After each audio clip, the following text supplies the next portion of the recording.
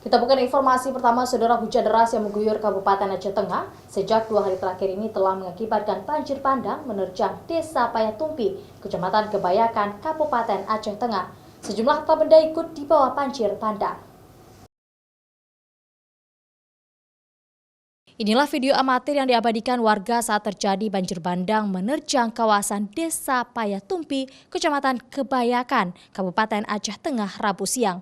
Dalam video amatir ini terlihat beberapa mobil ikut terseret bersama gelondongan kayu. Saat terjadi banjir bandang, sejumlah warga sempat menyaksikan awalnya gelombang air bah menyeret kayu, gelondongan, dan sampah. Sedikitnya 2 kecamatan di Aceh Tengah dilanda banjir bandang yang datang secara tiba-tiba ini. 2 kecamatan tersebut diantaranya Kecamatan Kebayakan dan Kecamatan Bebesen. Di Kecamatan Kebayakan ada 4 desa yang terdampak, diantaranya Payatumpi Induk, Payatumpi Baru, Pinangan, dan Gunung Balohen. Sedangkan di Kecamatan Bebesen yaitu Desa Daling.